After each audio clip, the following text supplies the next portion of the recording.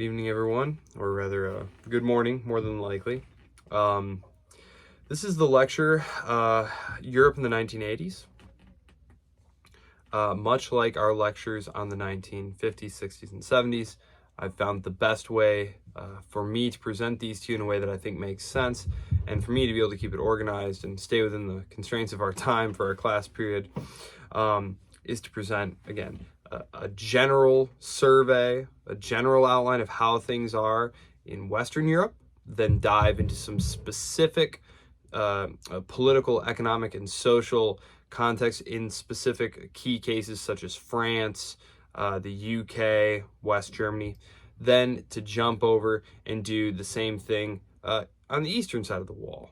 That is to outline a general picture of the political, social, and economic circumstances there before diving into some of the key specifics. Because, of course, it's helpful to speak in generalizations, but every case is different. There's always going to be some particularity in all of these cases. And so, of course, we're going to do the best that we can here to touch on these key differences, especially in the context of the end of the Cold War, which of course takes place in the 1980s. I'm going to do a bonus lecture, aren't you lucky? Kind of like an extended Cold War in Europe lecture, and this is going to kind of help expand on what we already know. And that'll be up Friday. That'll be up for Friday in lieu of a discussion board for this week. I know you're all working on your papers, final week of school, so week of the semester. So I'll just dive right in here. So Western Europe. The 1980s marked a period of significant change and transformation in Western Europe. We're not going to talk very much about further efforts at European integration at this point. There are a couple of states that are added. The 9 become the 12 at this point. We're going to see Greece, Portugal, and Spain added, which is something that we talked about last time. Just know I'm going to save the big European integration stuff for Monday when we talk about Europe in the 1990s. So in terms of Western Europe, you see the rise of like a youth culture, a punk culture, technological advancements, things like the advance of personal computers and things, changing attitudes toward gender roles, sexuality, the emergence of popular music genres, like I said, punk, new wave, hip hop, reflecting the diversity and dynamism of the youth culture of the period. Politically, Western Europe is going to grapple with changes such as the lingering effects of the Cold War, as these tensions are going to actually come to sort of a sudden ramp up after détente in the 1970s, after the invasion of Afghanistan, which Washington chooses to interpret as a threat to itself, and then the election of the real Cold Warrior Reagan in the White House and his partner Thatcher, and the near war scare over the military exercise Able Archer. So the early 1980s are going to be a period fraught with Cold War tensions before the sudden denouement, which the sudden end in 1988, which we're going to talk about. The rise of conservative politics. We're going to talk about this in the context of France here, our first major case. The growing influence of globalization. This has been a continued theme, and again, I'm really going to talk more about globalization in the context of the 1990s, when Eastern Europe is fully merged. But we're going to talk some about how the interaction with Eastern Europe and the USSR with the global economy is we've talked about that in terms of like the oil market and stuff like that. But we're going to talk about it more in terms of like credit flows in the 1980s, which are going to be highly destabilizing. Economic prosperity is going to continue in many Western European countries generally, fueled by technological innovations, international trade, and financial deregulation. However, this decade is going to be the decade where we start to see rising income inequality. This is in part tied to things like the flatlining of total factor productivity, the offshoring of jobs following the deindustrialization of the oil shock. We talked about all that in the 1970s lecture. If you're interested, go back and look at that. The environmental movement is going to get a big boost in the 1980s. Concerns about nuclear proliferation. There's going to be a lot of protests about the hosting of nuclear weapons in places like West Germany, and these were American nuclear weapons. That being said, let's dive into some of these specific circumstances. France. So, in France, the 1980s are going to witness one of those nice mixes of social, political, and economic change we've been talking about. François Mitterrand, socialist, is going to come to power in 1981. And he's going to come in advertising a whole bevy of left-leaning policies, the Great Leap, the Grande Arche. These policies included things like the nationalization of key industries, increased social welfare spending, a 39-hour work week. However, his economic policies are going to face a lot of challenges, including high unemployment and inflation and a lack of competitiveness, predictably. And this is going to cause Mitterrand to suddenly about-face, because he is a politician, right? He is a politician. And so he's going to about-face and adopt more centrist and even right-leaning policies as he goes on in his political career. He'll be the head of the French government twice. And this is his austerity turn, his tournant de rigueur. Pardon my French, but this is going to be seen as a huge stab in the back to the French left. His name basically becomes dirt. But I mean, he's facing serious economic challenges, high unemployment, budget deficits. And so, he basically embraces what's going to become sort of the Washington consensus, deregulation, privatization, fiscal austerity. This shift, which is funny to think about that being the Washington consensus when you look at us $34 trillion in debt today, but this was the 1980s, although Reagan was blowing up our budget as well at the time. Read Dave Stockman's great book. He was inside the Reagan administration. This shift was influenced by the broader international trend toward, I hate the word neoliberalism. It's part of the lexicon. You can ask me about why I hate it if you want, or why I just don't think it has a lot of scholastic rigor. But that's what they're referring to, is that raft of policies that I just mentioned: deregulation, privatization, fiscal austerity. This is something that's going to be taking place across these economies as they're trying to escape the problems of the collapse of the Keynesian macroeconomic paradigm that had been in place basically since the end of World War II, but which basically stopped working in the 1970s. So, Mitterrand, as I said, he's eventually going to pursue European integration with the Maastricht Treaty. That's 1990s. We'll get there. But basically, that's just to say he really did help alienate and destroy the old left. The new left, when it emerges, is going to be very much like New Labour, which again is like a 90s thing, but it's a UK. That's Tony Blair. That's where Tony Blair's party comes from. Although even as I say that, I realize none of you were born when he was prime minister, so I'm kind of showing my age there. Sorry. So not to dog Mitterrand for just being an opportunist here. Mitterrand is just, he's facing a lot of complex situations here, and he's just kind of trying to mix and match things that will work. He's just very pragmatic, political maneuvering, very characteristic of his leadership style. So, in the United Kingdom, there was an ideologue. There was an ideologue in charge, and that was the person that the Soviets had coined the term the Iron Lady. That's Margaret Thatcher. She's actually elected in 78, 79. But Thatcherism is deregulation of the UK economy, privatization of state-owned industries, curbing the power of the trade unions, reducing government interventions generally. Thatcher's economic reforms, she's going to be very polarizing. She's dealing with the continued deindustrialization that we talked about in the context of the 1970s.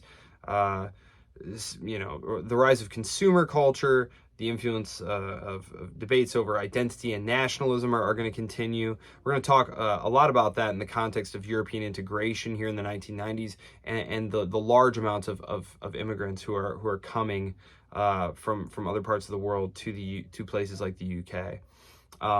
More on that in a little bit here. Politically, then Thatcher's government was facing a lot of challenges, including the Falklands War. This is I'm gonna delve into this because it's just kind of a funny aside. It's sort of it's obviously not funny to the a couple thousand people who died, but it's such an odd little incident that people don't really know about. But the Falklands War, the Falkland Islands, these are claimed by Argentina, and they're also claimed by the British to this day. The Falkland Islands. The war is going to take place in 1982. The conflict erupts when Argentina, who's under a military dictatorship, military junta, they decide the time is right to divert public attention from their own stagnation and increasing failures domestically to invade and occupy the Falklands, because after all, the British are declining and weak, and this will be an easy propaganda coup to spruce up the junta's credentials here as they're kind of flagging here. However, and they call them the Malvinas, by the way, the Argentines. I won't go into like the history there of why the debate happened over them, but basically, so Margaret Thatcher though is going to respond to this. She's going to dispatch a naval task force down to the islands, and they're actually going to retake these islands in a very odd little campaign that featured the Argentinian military firing these basically blind missiles from the mainland, trying to sink these ships. This whole like siege, amphibious assault. But what it's really going to do is it's going to destroy the junta and make Margaret Thatcher's career. She had actually been dealing with a lot of bad publicity herself, because of course she's taking on, the trade unions at home, and she's cutting social spending. So it's really going to solidify her position actually at the same time that it destroys the junta. So she's going to actually crush it in the 1983 general election, which it had not been clear at all that she would get reelected. So, Italy. Italy in the 1980s. Italy in the 1980s is grappling with political instability. We talked about the incredible amounts of violence that were taking place in Italy, political violence that was taking place in Italy in the 1970s, facing economic challenges, social unrest, corruption. Italy was one of those countries that was really mired. The Christian Democrats who had taken power, Tangentopoli, Bribesville, literally translated. There's going to be another one of these huge scandals in the early 1990s where you have these entrenched political machines that, are interwoven with like the business leaders and organized crime networks, and it's just a huge mess. It's what's going to actually open the door for Silvio Berlusconi to win. He's a political outsider when he wins the first time. We'll talk about that in the 1990s. But the scandals are going to lead to a ton of political upheaval. Remember the Communist Party, the PCI, had been destroyed essentially by the fringe elements of its parties embracing political violence, the Red Brigades. But this is just going to kind of lead to a period of incredible stagnation in Italy, and it's going to be exacerbated by large amounts of government debt and budget deficits, something that's going to weigh on it in the 1990s. They're going to have to make some very painful decisions there. Socially, we're going to see a lot of cultural shifts in the 1980s in Italy, including the emergence of new social movements advocating for environmentalism, feminism, and LGBTQ rights, something very significant for the home of Catholicism, after all. This was really a period of transition, the rise of new political parties, the fragmentation of the political landscape, something that we'll see resolved in the 1990s to some degree. During the 1980s, this is something I haven't really talked about because I knew I was going to talk about it in the context of it kind of wrapping up, but during the 1980s, Italy's going to grapple with the pervasive influence of organized crime. We just talked about the spotlight being shown on in the context of that massive political scandal, and this is particularly true with the Sicilian mafia, La Cosa Nostra, and then the Calabrian and Neapolitan Camorra and 'Ndrangheta. These had incredible amounts of political power in the south of Italy. Engaging in all the illicit activities you generally associate with them: drug trafficking, extortioning, racketeering, getting their hand into all sorts of local government services and whatnot. The Italian government is going to crack down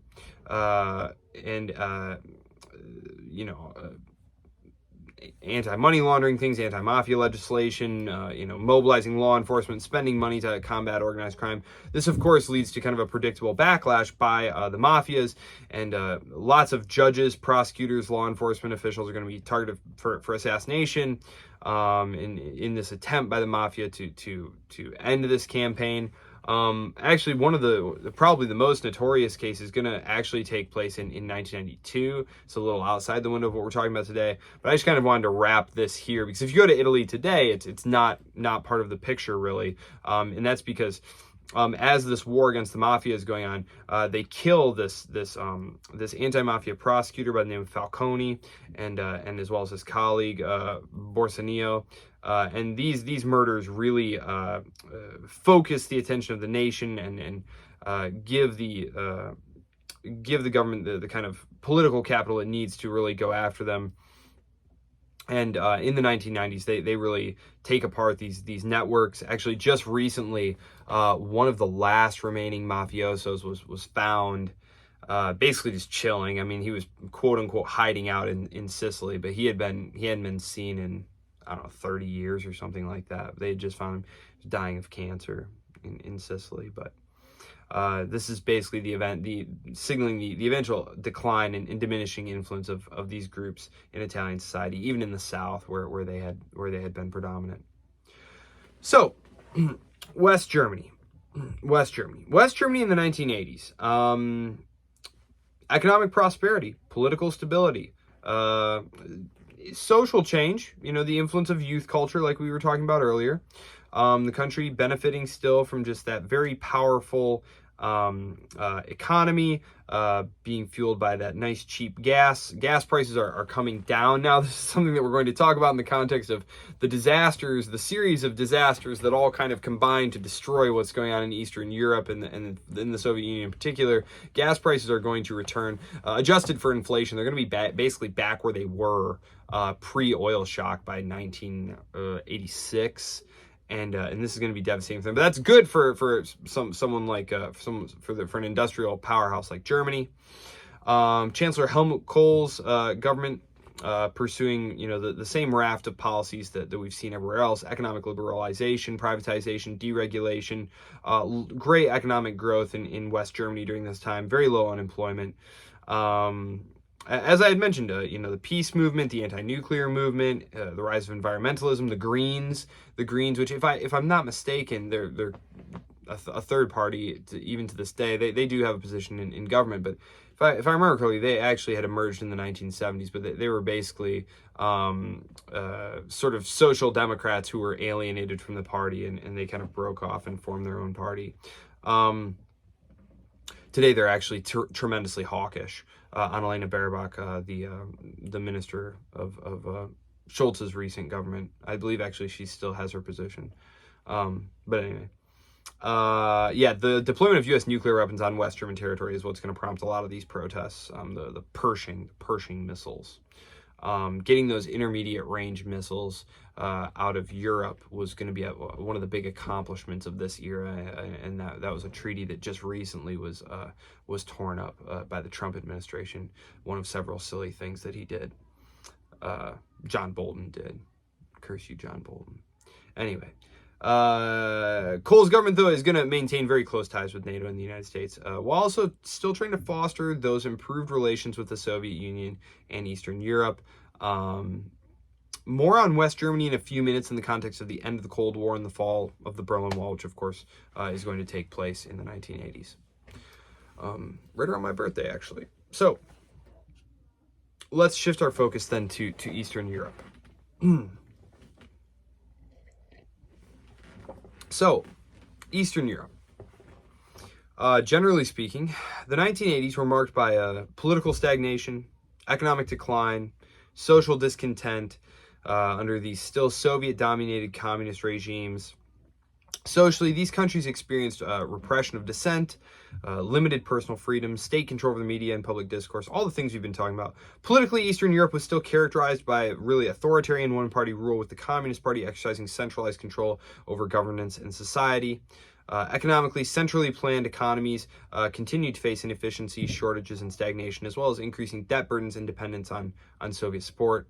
Of course, this is painting with a very broad brush. there are exceptions to this, and all the caveats and nuances and qualifications that need to be added. We've talked about those in the 1960s in the context of the efforts at Hungarian reform that were more successful, the Polish farming class being able to push back against efforts at collectivizing agriculture, et cetera, et cetera.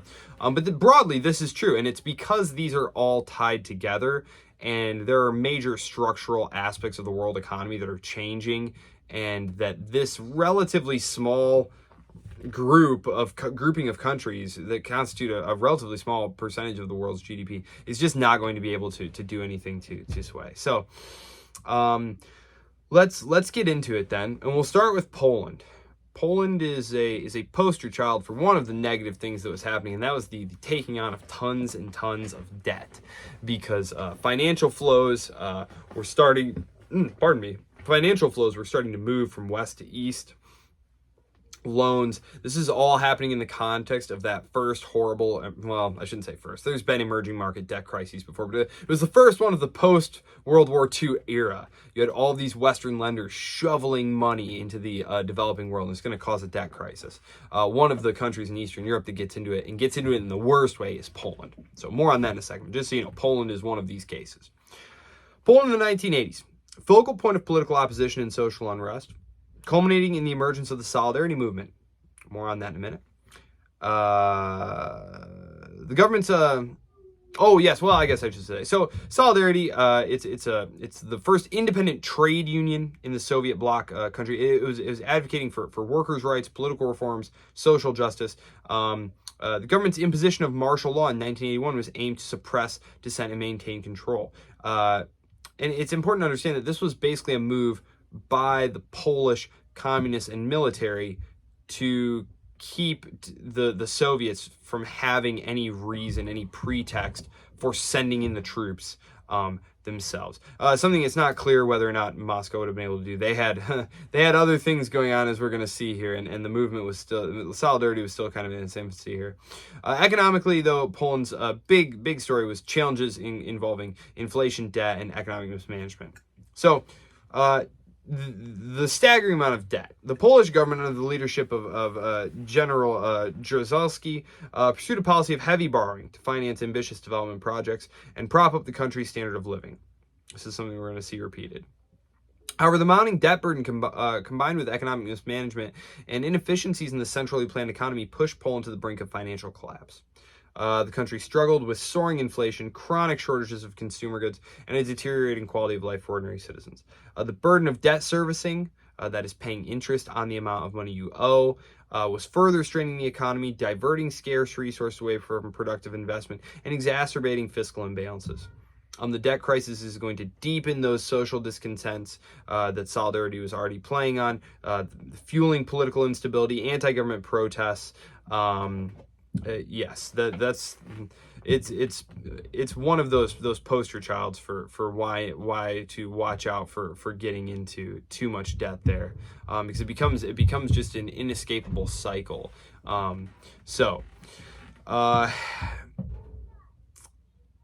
Yes, so Czechoslovakia in the 1980s. Oh, and I should say there's a Polish Pope at this point, the first non-Italian Pope since like the 16th century, and he's a Pole and a big time Cold Warrior.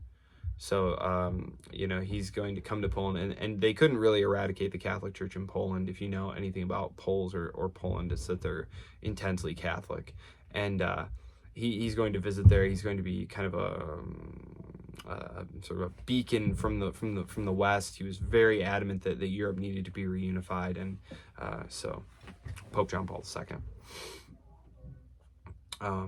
Okay, Czechoslovakia. All the same things we've been saying: political repression, economic stagnation. Czechoslovakia going to have some interesting aspects because it's a highly industrialized area. The old Habsburg industrial core here, the Bohemian Crown lands. Gustav Husek is the one in charge at this point. The country's experiencing, some dissent and opposition. They are trying to keep a tight control over that, of course, as always. Facing challenges, inefficiencies, lack of innovation, and dependence on Soviet subsidies. specifically here, the problem is this series of bad incentive structures. Because what you have here is cheap fuel flowing in from the Soviet Union, right? From the USSR, flowing in. And this is making your industry insensitive to the cost, the actual cost of production. That basically your input isn't being accounted for at its actual market cost because it's being subsidized. And this is, and then there's this captive market back home in the USSR, and it's just making Czech and other Eastern Bloc manufacturing firms increasingly cost insensitive and slow to innovate or improve products in the way their Western peers would and did.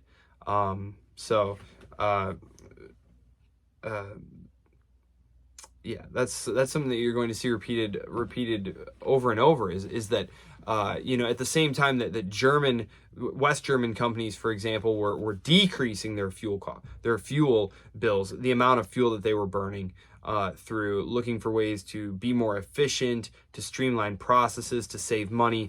These firms just weren't doing that, and that's why. So, which you can keep that going for a while, and they had been keeping it going for a while, but eventually, if something can't go on forever, it stops, as the saying goes.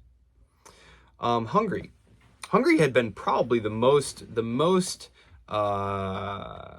successful at marketization, at allowing for some market practices, tiny little bits of liberalization to creep in under the shades there. Of course, there'd been the crackdown back in the 50s, but since that time, the government had been very careful to keep a lid on what was going on while still trying to run a productive economy. And it wasn't as though the Soviet government had any opposition to these governments experimenting, as long as communist control was absolute. And so if you could do a little experimentation that improved the economy, improved the well-being of the citizenry, and improved the overall position of the bloc without compromising that was all well and good and fine.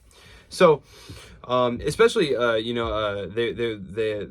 USSR is by this point also concerned with kind of confronting, and this has been going on now for 20 years at this point in this series of lectures, against the influence of the Chinese Communist Party, who's saying that, look, there are going to be different paths to socialism in different countries.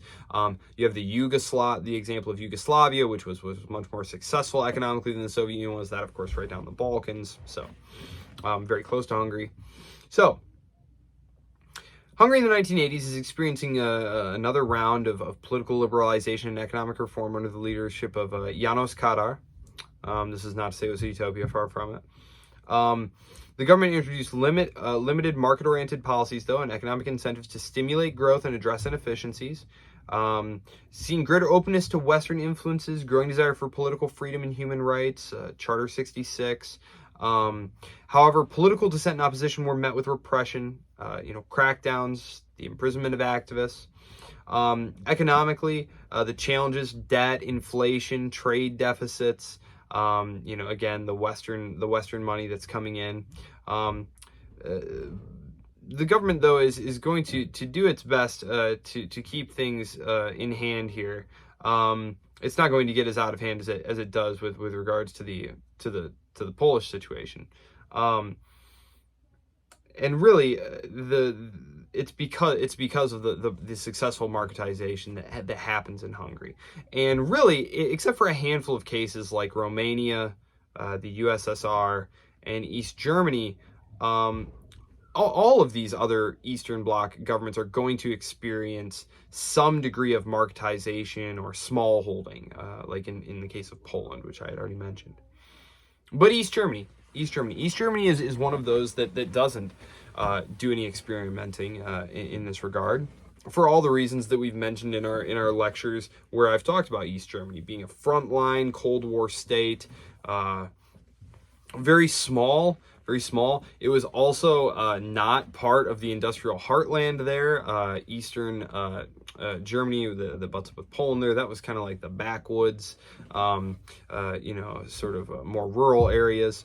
So outside Berlin, it's not as though there was a ton to really be working with to begin with. And then, of course, it had been, devastated by war. So East Germany in the 1980s is continuing to grapple with political repression, economic stagnation, social discontent, this time under the leadership of Erich Honecker, who is a very hardline, very strict control over public discourse, dissent, opposition, huge amounts of surveillance, censorship, and intimidation. This is something that we're going to have to talk about in the context of the 1990s and German unification. There was this kind of ugly process of kind of getting into those files and seeing who was a police informant for the Stasi, the secret police, and it turned out there were tons of them. Lack of innovation, economically inefficiency, dependence on Soviet subsidies, shortages, declining living standards, and that's the big one. That's the big one. As we talked about in the 1970s, that yes, under Brezhnev, there was no attempt at innovation. Money was the oil money that was coming in was basically just keeping the ship steady while the military was built up. They actually achieved something close to parity with the United States at this point, just spending all this influx of oil money. But by the 1980s, especially once the price of oil collapses there, when the recession hits, the global recession hits, and there's all sorts of debt crises everywhere, and that brings economic activity, boom, way down. And this is going to really be damaging to the Soviet government, to all these Eastern European governments who are dependent on the Soviet Union subsidies. And for the first time, you have that, the standard of living for the average Soviet citizen since 1945 has been steadily improving, and it's kind of plateauing in the 1970s, but now it's falling back. And not only is it falling back, but it's falling back, and it never reached where the Western societies were. And people know this from the availability of like Western television shows. There was like this whole phenomenon. I was reading about this in a book one time about this social scientist who was I think he was Czech. I think he was Czech. But he said you'd watch the television, and one thing you would do is people love to count the number of rooms in the apartments on the TV show, and they would speculate about whether or not this was like an average flat in the West, or if this was like a particularly large one, and the marveling at all the modern appliances, and how many different pairs of shoes, et cetera, right? So the miracle of the supermarket, of course, when the planners come reputedly to the UK, they ask who's in charge of the bread supply. How is it these bakeries all have the bread? Who's in charge of your bread ministry? And they're kind of shocked to hear that there is no bread ministry. These people just they know there's going to be demand. They make bread. They show up. It all just runs on its own. So anyway, I digress. Anyway. So it's the 1980s, but this exposure to Western culture is leading to a lot of dissatisfaction. The people in charge aren't doing a good job. People are more willing to put up with one-party dictatorship when things are going well. I think the case of China over the last 25, 30 years is a great example of this. Things have been going very well. There hasn't been a lot of demands for political opening in China over the last 25 years. And again, I think look at the standard of living. The standard of living has per capita GDP has like quintupled in the last 25 years. Americans wouldn't care who'd been president the last 25 years either if our, per capita GDP had gone up, fivefold in that time. Anyway, but the regime is going to crack down. They're not going to open at all. And this is going to continue to alienate the population, particularly when they look at the man leading the Soviet Union by this point in our story, a man who they thought offered a different, freer future, if only they could get the old guard out of the way, and that's Mikhail Gorbachev. So, Mikhail Gorbachev. Basically, after Leonid Brezhnev dies, Gorbachev is singled out as sort of the next generation leader. They all recognize the old guard, people like Brezhnev, Andropov. They understand that there are serious reforms that need to be enacted. They also understand that it's dangerous, that none of them have the energy or vision to see it through. And so in quick succession, the old guard is going to die off, and Gorbachev is going to wind up elevated. And Gorbachev is going to wind up in charge. And he's going to embark on that program of reform and restructuring. These are going to be perestroika and glasnost, respectively. The policies are going to aim to revitalize the Soviet economy, promote political openness, and address social challenges. Economically, the Soviet Union is facing stagnation, inefficiencies, mounting debt, and the hope is that more market-oriented reforms that all the other countries in the West have been embracing, and which some of the more successful Eastern European economies like Hungary and Poland had been trying to embrace, greater integration with the global economy. This is what they're going to try. This was the Washington Consensus. This was the recipe that seemed to make you wealthy. So here we go. However, the problem is that this is going to drastically destabilize the system.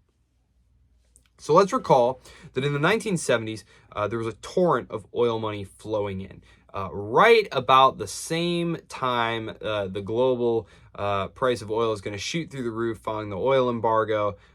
Just before this, the Soviets had found that there were, in fact, vast oil deposits accessible in Siberia. This had been theorized going all the way back to, the 20s, if I remember correctly. And this had allowed the USSR to go on a great spending spree, building up its military and nuclear forces, subsidizing its allies very lavishly, rewarding the party members, and even raising the standards of the standard of living of the population. Brezhnev pursued a very far-ranging geopolitical campaign of influence aimed at directly competing with the United States. But the problem is most of these foreign policy forays were wasteful at best. Intervening in places like Somalia or Angola, while one of them would prove terribly disastrous. And this was the Soviet-Afghan War, which I introduced last time in class.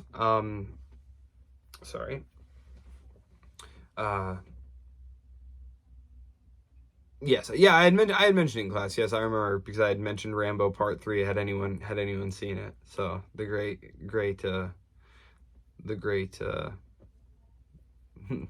Sylvester Stallone.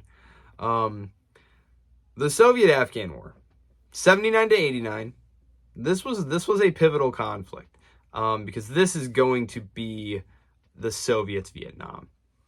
What happens is the Soviet Union is seeking to prop up a client regime, a troublesome, unpopular client regime in Kabul. And, as a classical liberal, you can't help but be a little sympathetic. This regime was trying to, allow women to be in school, to, liberalize Afghan society. A total fool's errand, which we now know, right? Throw that one out to Scott there, my boss. Not working, very unpopular. They're trying to confiscate land from these small-holding tribal people, and so the Soviets are going to roll in. Brezhnev is still in charge at this point. The Soviets are going to roll in, kill their guy, and put someone a little smarter in charge, someone who's not going to cause so much trouble. But it's on by this point. The Mujahideen, the freedom fighters, are already waging a guerrilla insurgency against the Soviet forces right away. Afghanistan, famously, never been conquered, not by the British, not by the Soviets, and not by the Americans.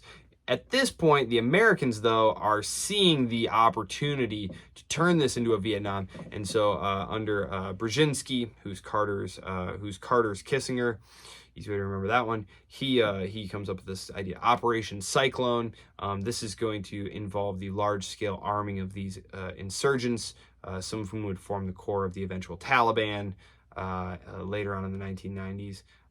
These were some of the warlords too, who gave them eventual problems. Eventually, in the 1990s, all of these guys sort of fragment once the Soviets are on, and they fight it out amongst each other until the Americans show back up, 10, 15 years later. So the Soviet military, with advanced weaponry, firepower, attack helicopters, but the Washington starts providing shoulder-fired stingers. I mean, this thing just turns into an absolute disaster because the Soviets cannot pacify these tribal people. They're able to hold these cities, but they're being swallowed up in the countryside. it's a huge drain on their resources, especially when the price of oil collapses, which, as we can see, the war starts in 79. We're just a couple of years from oil prices totally collapsing, and that had been what was really propping up the Soviet economy at this point. And they're just going to keep fighting this war. So don't have time to go into all of the ins and outs of that, but there you have it. Very, very unpopular war. Socially, the 1980s in the USSR see increasing demands for political freedom, human rights, national autonomy for the various ethnic groups within the Soviet Union.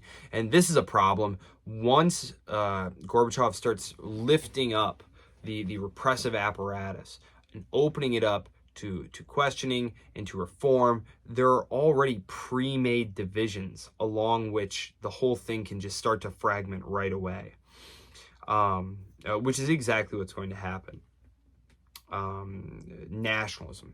Gorbachev later on is going to blame the whole thing on I underestimated the nationalities question. There's going to be a growing tension and conflict within the Soviet Union, and that's all stuff we'll talk more about Monday in the context of the fall of Gorbachev and the end of the USSR in 1991. Because try as you might, these reforms are not going to solve the problem. The whole thing is going to come apart before they even might have been able to fix the problem. So, for now though, let's end the Cold War. The end of the Cold War, 1988, marked the culmination of decades of geopolitical tensions and ideological conflict between the Western Bloc, led by the United States, and the Eastern Bloc, led by the Soviet Union. Several factors contributed to the thaw in relations between the two superpowers, including the rise of the reformist leader Mikhail Gorbachev, who realized that this arms race and global competition was bankrupting his country, making it impossible to reform and to make it prosperous. He introduces those policies that we talked about, perestroika and glasnost. Gorbachev's efforts had created those opportunities for engagement with the West. Remember, he wanted to open economically with the United States, with the West, even more than had already happened. Diplomatic initiatives such as arms control negotiations, summit meetings. Again, the arms control, it's very expensive to build these things. You're trying to reform your economy. You just don't need these things. As I had mentioned earlier, the Intermediate Range Nuclear Forces Agreement in 1987, that was just such a huge one. I think I had mentioned earlier the old joke had been, the shorter the missiles, the deader the Germans. Just getting those missiles out of Europe, which now they're back now, but they were gone for several decades, and that had been a huge milestone in efforts to reduce the risk of nuclear war, because the idea was that these missiles were so close. The response time just got narrowed down. Now, instead of you having 30 minutes to respond to an intercontinental missile that was coming from the other side of the world over the North Pole or something, you'd only have maybe several minutes if one was launched from intermediate range. The initial reach out was made by Gorbachev. Ronald Reagan allegedly had been very moved by this made for TV documentary type thing showing what the United States, what the Middle Plains would look like the day after a nuclear war, or in the aftermath of a nuclear war, and it really freaked Ronald Reagan out. Allegedly. I mean, I've seen it repeated countless times, so I mean, there's probably some element of truth to it. Ronald Reagan was not known to be a big details guy, big thinker. Famously, they'd write his advisors would write briefs and leave them on his desk, and they'd come back the next day and they'd still be sitting there, and they'd inch him closer to his elbow, so that when he sat down it'd be right there, and he still wouldn't grab it. So Reagan was a guy who really believed that it was about personality, and that if he could just make a personal connection with the guy, that they could just work it out after that. And he and Gorbachev do hit it off very well. Gorbachev is going to be seen to give away a little too much eventually, and this is going to lead to a reaction in 1991 by communist hardliners, which we'll get to. But this is all going to culminate in the collapse of the communist regimes across Eastern Europe and the reunification of Germany in 1990, which, in the words of Francis Fukuyama, are we at the end of history? The triumph of liberal democracy and capitalism over communism. It's interesting, and it's certainly part of the ethos of the 1990s, and something that we'll definitely talk about Monday. And as I said in our bonus lecture, I think we're going to do one on Europe in the first decades of the 20th century. So we'll talk more about that. But the fall of the Berlin Wall. This was sort of the moment. It marks a historic turning point in European history. It was the symbolic act of the end of the Cold War era. Remember, the wall had been erected in 1961 by the East German government to try and stem the tide of defections to the West. By this point, it had become a potent symbol of the division between the East and the West, and the dismantling of the wall was preceded by a series of events, mass protest demonstrations in East Germany, calling for reforms. And the opening of the wall was actually the result initially of a bureaucratic miscommunication.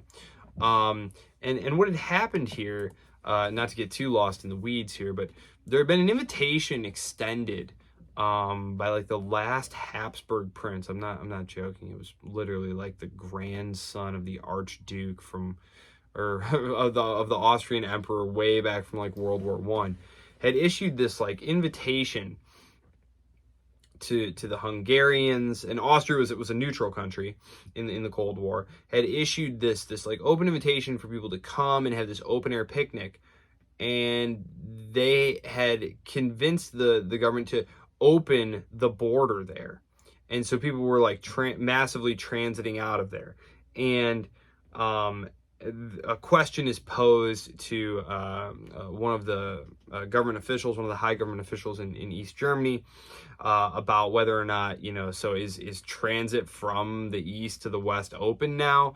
And he says something along the lines of like, we don't have any plans to stop people or something like that. And and people just hear it on the radio and on television and come out and are like, well, I guess we can go now. We're not gonna look that gift horse in the mouth. So, it very quickly escalates into a sort of the spontaneous outpouring of celebration in the East and West. These Berliners, they overrun these checkpoints, hugging, exchanging embraces, and it just kind of sets off a chain reaction of events. And very quickly you're going to see the reunification of Germany, which was a very sensitive thing. We'll talk about that in the 1990s lecture. Because yes, we are now, the very eve of 1990. Yeah. We're in November, December of 1989. So I guess that's where I'll leave you. Look for a bonus lecture to come up Friday.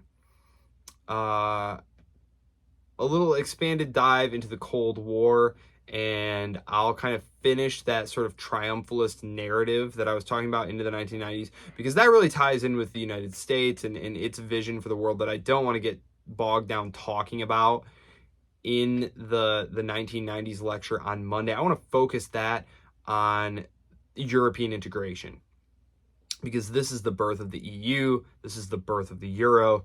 It's a very complicated story, and I'm glad that we'll then on Wednesday have one last opportunity to kind of take us into the 21st century. I'm sorry. I think I said the 20th century earlier too. I'm sorry. I meant the 21st century.